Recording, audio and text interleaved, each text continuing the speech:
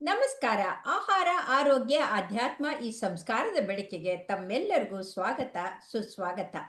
ಇವತ್ತು ನಮ್ಮೊಂದಿಗಿದ್ದಾರೆ ಯೋಗ ರತ್ನ ಗೋಪಾಲಕೃಷ್ಣ ದೇಲಂಪಾಡಿ. ಅವರು ದೇಲಂಪಾಡಿ ಯೋಗ ಪ್ರತಿಷ್ಠಾನದ ಅಧ್ಯಕ್ಷರಾಗಿದ್ದಾರೆ. 2 ಲಕ್ಷಕ್ಕೂ ಹೆಚ್ಚು ಜನರಿಗೆ ಉಚಿತವಾಗಿ ಯೋಗದ ತರಬೇತಿ ನೀಡಿದ ಖ್ಯಾತಿ ಇವರದು. ಇದರ ಜೊತೆಗೆ ಯೋಗಾಚಾರ್ಯ, ಯೋಗ ಕಲಾ, ಯೋಗರತ್ನ ಹೀಗೆ ಹಲವು ಬಿರುದು ಪ್ರಶಸ್ತಿಗಳನ್ನು ಪಡೆದು 2250ಕ್ಕೂ ಹೆಚ್ಚು ಯೋಗ ಪ್ರದರ್ಶನ ಮಾಡಿ ದಾಖಲೆ ಮಾಡಿದ್ದಾರೆ. ಜನರ ಬದುಕನ್ನ ಉತ್ತಮಗೊಳಿಸಿ ಅವರಿಗೆ ಒಂದು ಆರೋಗ್ಯಕರ ಬದುಕನ್ನ ಕೊಡುವಲ್ಲಿ ಅವರು ತಮ್ಮ ಸೇವೆ ಸಲ್ಲಿಸ್ತಾ ಇದ್ದಾರೆ. 40 ವರ್ಷಗಳಿಂದ ಯೋಗದ ಸೇವೆ ಮಾಡ್ತಾ ಇದ್ದಂಥ ಅವರು ಇವತ್ತು ಇನ್ನೇನು ಬೇಸಿಗೆ ಕಾಲ ಪ್ರಾರಂಭ ಆಗಿದೆ.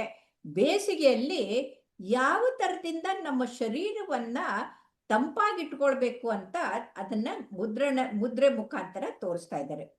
ಯಾಕೆ ಅಂತಂದ್ರೆ ನಮ್ಮ ಶರೀರದ ಚರ್ಮ ಶರೀರ ಹೊರಗಡೆ ತಾಪಮಾನಕ್ಕೆ ಅಡ್ಜಸ್ಟ್ ಮಾಡ್ಕೊಳ್ಳುತ್ತೆ. ಅದು ಅಡ್ಜಸ್ಟ್ ಮಾಡ್ಕೊಳ್ಳೋದು ಹೇಗೆ ಅಂತಂದು ನ್ಯಾಚುರಲ್ ಜೊತೆಗೆ ಅದಕ್ಕೆ ಇನ್ನೂ ಸ್ವಲ್ಪ ಸಹಾಯ ಮಾಡಕ್ಕೆ ಅವರು ಇವತ್ತು ಬಂದಿದ್ದಾರೆ. ನಮಸ್ಕಾರ ಯೋಗರತ್ನ ಗೋಪಾಲಕೃಷ್ಣ ಅವರೇ. ನಮಸ್ತೆ ಮೇಡಮ್. ದಯವಿಟ್ಟು ನಮ್ಮ ವೀಕ್ಷಕರಿಗೆ, ಇನ್ನು ಬೇಸಿಗೆ ಕಾಲ ಪ್ರಾರಂಭ ಆಗತ್ತೆ. ಬೇಸಿಗೆ ಕಾಲ ಆಗ್ಲೇನೆ ಹೀಟ್ ಸ್ಟ್ರೋಕ್ ಇಂದ ಎಷ್ಟೋ ಜನ ನಾರ್ತ್ ಕರ್ನಾಟಕದಲ್ಲೆಲ್ಲ ಅಡ್ಮಿಟ್ ಆಗ್ತಾ ಇದ್ದಾರೆ. ಹಾಗಾಗಿ ಈ ಶರೀರವನ್ನ ಮನಸ್ಸನ್ನ ತಂಪಾಗಿಟ್ಕೊಳ್ಳೋದು ಹೇಗೆ ಅಂತ ತಿಳಿಸಿ. ಎಲ್ಲ ವೀಕ್ಷಕ ಬಾಂಧವರಿಗೆ ಹೃದಯಪೂರ್ವಕ ವಂದನೆಗಳು. ದೇಹವನ್ನು ತಂಪನ್ನಾಗಿಸುವ ವ್ಯಾಯಾಮ, ಈ ಉಷ್ಣ ವಲಯದಲ್ಲಿ ವಿಶೇಷವಾಗಿ ಹೀಟ್ ಇರುವ ಪ್ಲೇಸ್ ಅಲ್ಲಿ ಯಾವ ರೀತಿ ಪ್ರಾಣಾಯಾಮಗಳ ಮೂಲಕ ಹೇಗೆ ತಂಪು ಮಾಡುವುದು, ದೇಹವನ್ನು ಕೂಲಿಂಗ್ ಮಾಡುದು ಒಂಥರ. ಅದರಲ್ಲಿ ಕೆಲವು ವಿಶೇಷವಾಗಿ ಶೀತಲಿ ಪ್ರಾಣಾಯಾಮ, ಸಿದ್ಕಾರಿ, ಸದಂತ ಪ್ರಾಣಾಯಾಮ, ಒಂದೆರಡು ಪ್ರಾಣಾಯಾಮಗಳು ನಾವು ಇವಾಗ ಟ್ರೈ ಮಾಡೋಣ. ಪ್ರಾಣಕ್ಕೆ ಹೊಸ ಆಯಾಮ, ಪ್ರಾಣಾಯಾಮ ಮೀನ್ಸ್ ಬ್ರೆತ್ ಕಂಡು ಪಂಚ ಪ್ರಾಣಗಳ ಹತೋಟಿಗೆ ಮನಸ್ಸಿನ ಚಂಚಲತೆಯನ್ನು ನಿವಾರಿಸುವ ಕ್ರಮಬದ್ಧ ಉಪಾಯವೇ ಪ್ರಾಣಾಯಾಮ. ಇಲ್ಲಿ ಶೀತಲಿ ಪ್ರಾಣಾಯಾಮ ಇದು ತರ ವಿಶಿಷ್ಟವಾದ ವಿಶೇಷ ರೀತಿಯ ಪ್ರಾಣಾಯಾಮ. ಈ ಪ್ರಾಣಾಯಾಮ ಮಾಡೋದ್ರಿಂದ ದೇಹವನ್ನು ಮನಸ್ಸನ್ನು ತಂಪುಗೊಳಿಸ್ತದೆ ಹಾಗೂ ದೇಹದಾದ್ಯಂತ ಪ್ರಾಣವು ಉತ್ತಮವಾಗಿ ರೀತಿಯಲ್ಲಿ ಹರಿಯುತ್ತದೆ. ಮತ್ತೆ ಈ ಪ್ರಾಣಾಯಾಮ ಮಾಡುವಾಗ ಸ್ನಾಯುಗಳ ಬಿಗಿತ ಕಡಿಮೆ ಆಗ್ತದೆ. ಇದನ್ನು ಮಾತ್ರ ತುಂಬಾ ಶೀತ ಇದ್ದವರು ಮಾಡಬಾರ್ದು, ಹಾಗೂ ಕಫ ಇದ್ದವರು ಅದವರು ಮಾಡುವುದು ಬೇಡ. ಲೋ BP ಇದ್ದವರು ಸಹ ನಾವು ಮಾಡೋದು ಬೇಡ ಅಂತ ಹೇಳಿ ಹೇಳ್ತೇವೆ. ಈ ಶೀತಲಿ ಪ್ರಾಣಾಯಾಮವನ್ನು ಅಭ್ಯಾಸ ಮಾಡುವ ಕ್ರಮ ಹೀಗೆ. ಪ್ರಪ್ರಥಮವಾಗಿ ನಾನು ಈ ರೀತಿ ಡೆಮೋ ಮಾಡಿ ತೋರಿಸ್ತೇನೆ, ಆಮೇಲೆ ಪ್ರಾತ್ಯಕ್ಷಿಕ ಮೂಲಕ ಪ್ರಸ್ತುತಪಡಿಸ್ತೇನೆ. ಒಮ್ಮೆ ಹೇಳ್ತೀನಿ. ನಾಲಿಗೆಯನ್ನು ಸುರುಳಿ ಅಥವಾ ಕೊಳೆಯ ರೀತಿಯಲ್ಲಿ ಬೆಂಡ್ ಮಾಡಿ, ರೌಂಡ್ ಬೆಂಡ್ ಮಾಡಿ ಹೊರಗೆ ಚಾಚಬೇಕು.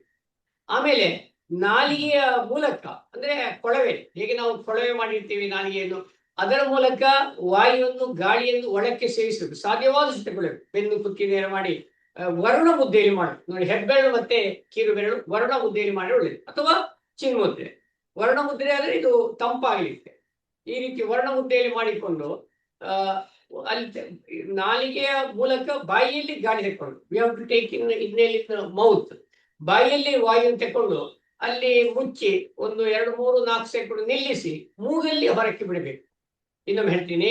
ನಾಲಿಗೆಯನ್ನು ಕೊಳವೆ ಪೈಪ್ ರೀತಿಯ ಅಭ್ಯಾಸ ಮಾಡಿ, ಆಮೇಲೆ ನಾಲಿಗೆ ಮೂಲಕ ಗಾಳಿ, ಅಂದ್ರೆ ಶುದ್ಧ ಗಾಳಿ ಇರ್ಬೇಕು, ಕಲುಷಿತ ವಾತಾವರಣದಲ್ಲಿ ಮಾಡಬಾರ್ದು. ಯಾಕಂದ್ರೆ ಇದು ಯಾಕೆ ಬಾಯಿಯಲ್ಲಿ ಆಕ್ಚುಲಿ ನಮ್ಮ ಉಸಿರಾಟ ಮೂಗಲ್ಲಿ ಆದ್ರೆ ಶುದ್ಧವಾಗಿ ಹೀಟ್ ಆಗಿ ಕ್ಲಿಯರ್ ಆಗ್ತದೆ. ನಾಲಿಗೆಯಲ್ಲಿ ಯಾಕೆಂದ್ರೆ ಆಂತರಿಕವಾಗಿ ಇದು ತಂಪಾಗಲಿಕ್ಕೆ ಬಹಳ ಸಹಕಾರಿ. ನಾಲಿಗೆ ಹಾಗೂ ಉಸಿರು ತಣ್ಣಗಾಗುವ ಅನುಭವ ಅಂದ್ರೆ ಗೊತ್ತಾಗ್ತದೆ. ವಿಶೇಷವಾಗಿ ಈಗ ಶೀತಲಿ ಪ್ರಾಣಾಯಾಮ ಅಭ್ಯಾಸ ಮಾಡುವ ಕ್ರಮ ಹೀಗೆ. ಒಮ್ಮೆ ನಾನು ಪ್ರಾತ್ಯಕ್ಷಿಕ ಮೂಲಕ ತಮ್ಮ ಮುಂದೆ ಪ್ರಸ್ತುತಪಡಿಸ್ತೇನೆ. ಆವಾಗ ಮಾತಾಡ್ಲಿಕ್ಕೆ ಆಗೋದಿಲ್ಲ, ದಯವಿಟ್ಟು ವಾಚ್ ಮಾಡಿ. ವರ್ಣ ಮುದ್ರೆ ಧಾರಣೆ ಮಾಡಿದ್ದೇನೆ. ಬೆನ್ನು ಕುತ್ತಿ ನೇರ ಮಾಡಿ ನಾಲಿಗೆಯನ್ನು ಹೊರಗೆ ಚಾಚಿ ಕೊಳವೆ ಮಾಡಿ ನಾಲಿಗೆ ಮೂಲಕ ವಾಯು ಅಥವಾ ಗಾಳಿ ತೆಕ್ಕೊಂಡು ಸ್ವಲ್ಪ ಹೊತ್ತು ನಿಲ್ಲಿಸಿ ಮೂಗಿನ ಮೂಲಕ ಹೊರಕ್ಕೆ ಬಿಡುವುದು.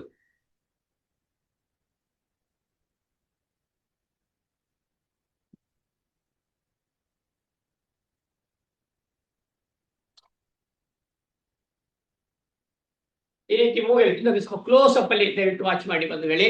ಇನ್ನೊಮ್ಮೆ ಗಮನಿಸಿ. ನಾಲಿಗೆಯನ್ನು ಹೊರಗೆ ಚಾಚ್ತೇನೆ.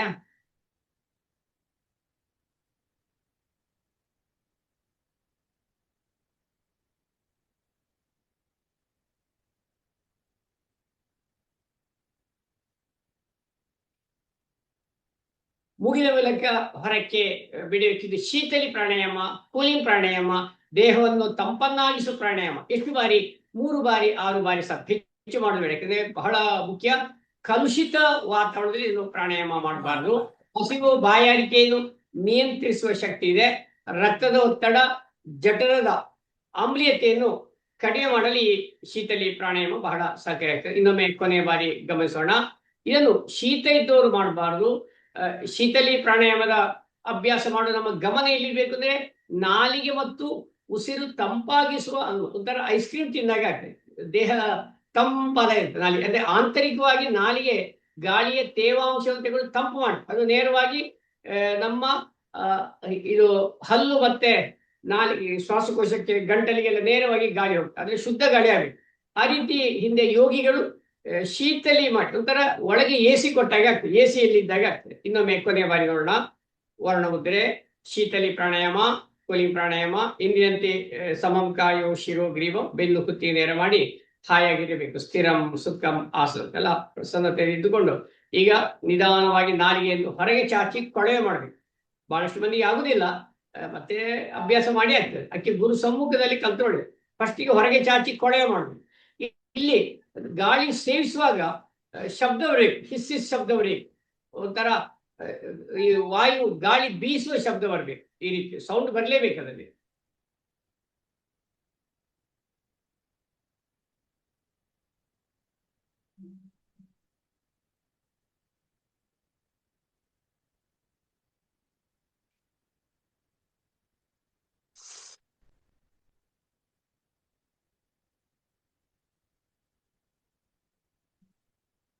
ಹಾಗೆ ಅದು ಗಾಳಿ ಬೀಸುವ ಶಬ್ದ ಬರಬೇಕು. ಈ ಗಾಳಿ ಬೀಸುವ ಹೇಗೆ ಶಬ್ದ ಬರುತ್ತೆ, ಆ ರೀತಿ ಶೀತಲಿ ಪ್ರಾಣಾಯಾಮ, ದೇಹವನ್ನು ತಂಪನ್ನಾಗಿಸುವ ಪ್ರಾಣಾಯಾಮ. ಕಲುಷಿತ ವಾತಾವರಣದಲ್ಲಿ ಅಭ್ಯಾಸ ಬೇಡ.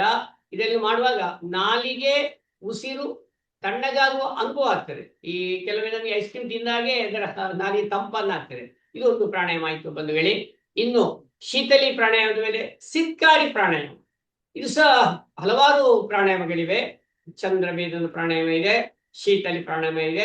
ಈಗ ಸಿತ್ಕಾರಿ, ಶೀತಕಾರಿ, ಶೀತಕಾರಿ, ಇದಕ್ಕೆ ಶೀತಕಾರಿ ಅಂದ್ರೆ ಕೂಲಾಗಿ ತಂಪಾಗಿ, ಹಲ್ಲಿನ ಒಸಡು ಮತ್ತೆ ಬಾಯಿಯ ಆರೋಗ್ಯಕ್ಕೆಲ್ಲ ಒಳ್ಳೆಯದು.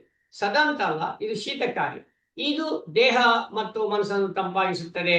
ಹಾಗೂ ಅದರಲ್ಲಿ ವಿಶೇಷವಾಗಿ ನಮ್ಮ ಮನಸ್ಸು ಶಾಂತಗೊಳ್ಳಿಕ್ಕೆ, ನಿದ್ರಾಹೀನತೆ ಇದ್ದವರು ಇದನ್ನು ಮಾಡ್ಬೇಕು. ರಾತ್ರಿ ಮಲಗುವ ಮುಂಚೆ ಸ್ವಲ್ಪ ಹೊತ್ತು ಇವನ್ನ ಶೀತಲಿ ಸಿತ್ಕಾರಿ ಎಲ್ಲ ಮಾಡಬಹುದು. ಅದು ಹೊಟ್ಟೆ ಖಾಲಿರ್ಬೇಕು, ಹಾಗೂ ಮನಸ್ಸು ಕೂಲ್ ಆಗ್ಲಿಕ್ಕೆ ಎಲ್ಲ ಒಳ್ಳೇದು, ಯೋಚನೆಗಳು ಖಾಲಿ ಆಗ್ಲಿಕ್ಕೆ. ಹಸಿವು ಮತ್ತೆ ನೀರಡಿಕೆ, ಬಾಯಾರಿಕೆಯನ್ನು ನಿಯಂತ್ರಿಸುವ ಶಕ್ತಿ ಈ ಶೀತಲಿ ಸಿತ್ಕಾರಿ ಪ್ರಾಣಾಯಾಮಕ್ಕಿದೆ. ಈಗ ಅಭ್ಯಾಸ ಮಾಡುವ ಕ್ರಮ ಗಮನಿಸೋಣ. ವರ್ಣ ಮುದ್ರೆ ಅಥವಾ ಚಿನ್ಮುದ್ರೆ ಯಾವುದೋ ಅನುಕೂಲ. ವರ್ಣ ಮುದ್ರೆ ಅಂದ್ರೆ ತಪ್ಪಾಗಿ, ವರ್ಣ ಮುದ್ರೆ ಚಿಕ್ಕ ಬೆರಳು, ಈ ರೀತಿ ಸ್ಮಾಲ್ ಫಿಂಗರ್ಸ್ ಹೀಗೆ ಹಿಡಿಬೇಕು. ಇದನ್ನು ಧಾರಣೆ ಮಾಡಿಕೊಂಡು ಇಲ್ಲಿ ನಾಲಿಗೆಯನ್ನು ಅಪ್ಪರ್ ಪ್ಯಾಲೆಟ್ ಅಂದ್ರೆ ನಾಲಿಗೆ ತುದಿಯನ್ನು ಸ್ವಲ್ಪ ಒಳಗೆ ಬೆನ್ನು ಮಾಡಿ ಈ ಭಾಗ ಒಸಡಿನ ಮೇಲಿನ ಅಪ್ಪರ್ ಪ್ಯಾಲೆಟ್ಗೆ ಟಚ್ ಮಾಡಿ ಬಾಯಿ ಸ್ವಲ್ಪ ಓಪನ್ ಮಾಡಿ ಅಲ್ಲಿ ಗಾಳಿಯನ್ನು ಸೇವಿಸಬೇಕು.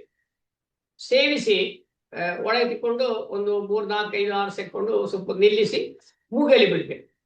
ಇನ್ನೊಮ್ಮೆ ಹೇಳ್ತೀನಿ, ಶೀತ್ಕಾರಿ ಪ್ರಾಣಾಯಾಮ ಅಭ್ಯಾಸ ಮಾಡುವ ಕ್ರಮ ಇದೆ.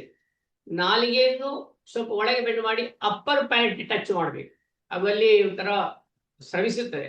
ಆಮೇಲೆ ಗಾಳಿಯನ್ನು ಸ್ವಲ್ಪ ಬಾಯಿ ತೆರೆದಿರಬೇಕು. ಬಾಯಿಯ ಮೂಲಕ ಗಾಳಿ ತೆಕ್ಕೊಂಡು ಮೂಗಲ್ಲಿ ತೆಕ್ಕೊಂಡು ಸ್ವಲ್ಪ ನಿಲ್ಲಿಸಿ ಮೂಗಲ್ಲಿ ಬಿಡಿ. ಈಗ ಶೀತಕಾರಿ ಅಥವಾ ಸಿತ್ಕಾರಿ ಪ್ರಾಣಾಯಾಮ ಅಭ್ಯಾಸ ಮಾಡುವ ಕ್ರಮ ಹೀಗೆ. ದಯವಿಟ್ಟು ವಾಚ್ ಮಾಡಿ ಬಂಧುಗಳೇ.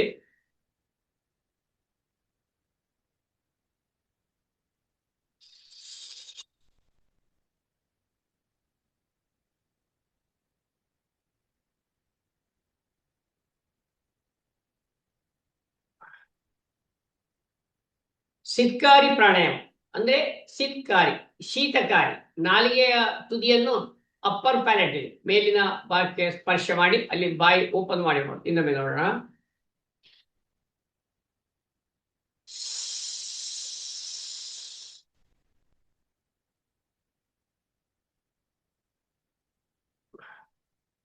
ಕೊನೆಯ ಬಾರಿ.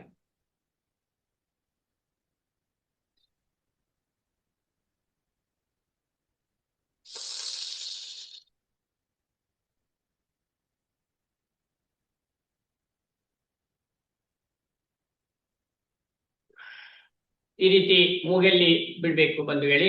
ಆದ ಕಾರಣ ಇದಿಷ್ಟು ಸರಳ ವಿಧಾನದ ಪ್ರಾಣಾಯಾಮ, ದೇಹವನ್ನು ತಂಪನ್ನಾಗಿಸುವ ಪ್ರಾಣಾಯಾಮ, ಕೂಲಿಂಗ್ ಪ್ರಾಣಾಯಾಮ. ವಿಶೇಷವಾಗಿ ಅದರ ಒಳಗೆ AC ಹಾಕಿದಾಗ ಆಗ್ತದೆ.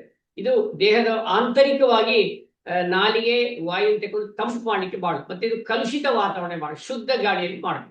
ಇದೆಷ್ಟು ತುಂಬಾ ಸಂಕ್ಷಿಪ್ತವಾಗಿ. ತುಂಬಾ ತುಂಬಾ ತುಂಬಾ ಧನ್ಯವಾದ. ಧನ್ಯವಾದಗಳು ಗುರುಜಿ. ನಮಸ್ಕಾರ.